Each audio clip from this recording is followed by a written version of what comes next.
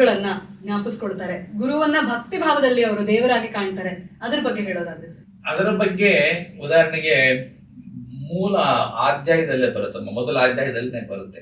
ಹೋಮರಗೆ, ವಜ್ಜಲೆಗೆ, Dante, main ಮಿಲ್ಟನಿಗೆ ಅಂತ ಎಲ್ಲಾರು ಕೂಡ ಗುರುಗಳೆಲ್ಲ ನೆನೆಸಿ, ಕಾಳಿದಾಸ ಆದ್ಯರಿಗೆ, ಕಂಬ ಅರವಿಂದರಿಗೆ ಎಲ್ಲಾರು ನೆನೆಸಿ ಅವರಿಗೆ ಪೂಜೆ ಮಾಡೋದು. ಹಿರಿಯರಿಗೆ, ಕಿರಿಯರಿಗೆ ಎಲ್ಲರೂ ಕೂಡ ಕಾಲ ದೇಶದ ಯಾವುದು ಸಂಬಂಧವೇ ಇಲ್ಲತಕ್ಕಂತ ಎಲ್ಲರಿಗೂ ಕೂಡ ನಾನು ಮುಡಿಬಾಗಿ ಮಣಿಸಿ ಕೈ ಜೋಡಿಸುವೆ ನಾವು ಅಂತ. ಸೊ ಗುರುಗಳನ್ನು ಕೂಡ ಅಲ್ಲಿ ಆ ರೀತಿ ದೇವರ ಕಾಣೋದು ಅಥವಾ ದೇವರ ರೀತಿ ಪೂಜೆ ಮಾಡೋದು ಬರುತ್ತೆ. ಕುವೆಂಪು ಅವರಿಗೆ ಅಶರೀರವಾಣಿಯಾಗಿ ಕಾಣಿಸ್ಕೊಂತಾರೆ ಕವಿ ವಾಲ್ಮೀಕಿ. ಆದರೆ ಬಹಳ ವಿಚಿತ್ರವಾಗಿದೆ, ಅಲ್ಲಿ ಅಶರೀರವಾಗಿ ಕಾಣಿಸ್ಕೊಂಡು ಒಂದು ಹೇಳ್ತಾರೆ, ನನ್ನ ಬಳಿ ಬಂದ್ರು ನಿರಾಕಾರ ವ್ಯಕ್ತಿಯಂ ಕಂಡೆನಾಮ್ ಅಂತ. ಕಂಡೆನಾಮ್ ಕಂಡದು ಏನಂದ ಅರಿಯೇ, ನಾನು ನೋಡಿದೆ ಏನಂದ ಗೊತ್ತಿಲ್ಲ.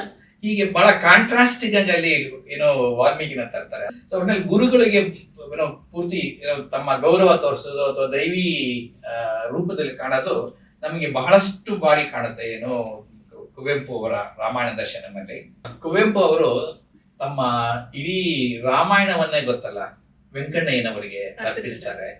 ಆ ಅರ್ಪಣೆ ಸಾಮಾನ್ಯವಾಗಿ ನಾವು ಮಾಡೋದು ಬಹಳ ಹಿರಿಯರಿಗೆ, ದೈವ ರೂಪದ ಆದವರಿಗೆ ಅಥವಾ ನಾವು ಬಹಳ ಗೌರವಿಸುವವರಿಗೆ. ಸೊ ವೆಂಕಣ್ಣಯ್ಯನವರಿಗೆ ತಮ್ಮ ಇಡೀ ರಾಮಾಯಣವನ್ನು ಅರ್ಪಿಸುವಲ್ಲಿ ಅವರಲ್ಲೂ ಕೂಡ ದೇವರನ್ನು ಕಾಣ್ತಾರೆ. ಆ ಘಟನೆ ನಿಮಗೆ ಗೊತ್ತಿದೆಯೋ ಅಂತ ನಂಗೆ ಗೊತ್ತಿಲ್ಲ.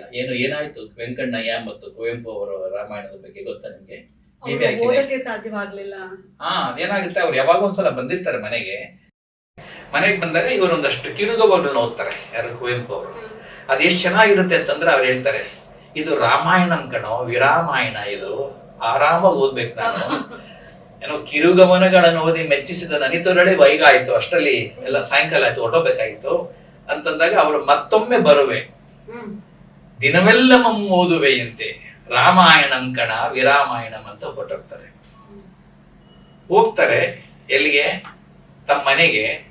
ಆದರೆ ದಿಟ್ಟದ ಮನೆಗೆ ಹೋಗ್ಬಿಡ್ತಾರೆ, ಆಮೇಲೆ ತೀರ್ಕೊಂಡ್ಬಿಡ್ತಾರೆ ವೆಂಕಣ್ಣಯ್ಯನವರು.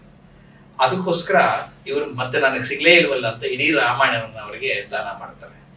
ವೆಂಕಣ್ಣಯ್ಯನವರಿಗೆ ಬೇಡ್ಕೊಂತಾರೆ, ನೀವು ಅಲ್ಲಿ ಸೇರಿದ್ದೀರಾ, ಅಲ್ಲಿ ಮಹಾಕವಿಗಳ ಕೂಟ ಇದೆ, ಆ ಎಲ್ಲಾ ಕವಿಗಳ ಕೂಟಕ್ಕೆ ನನ್ನ ಈ ಕೃತಿನ ಸ್ವಲ್ಪ ಪರಿಚಯ ಮಾಡಿ ನನಗೆ ಆಶೀರ್ವಾದ ಮಾಡಿಸಿ, ಅದಕ್ಕಿಂತ ದೈವಿ ಭಕ್ತಿ ಬೇಕು.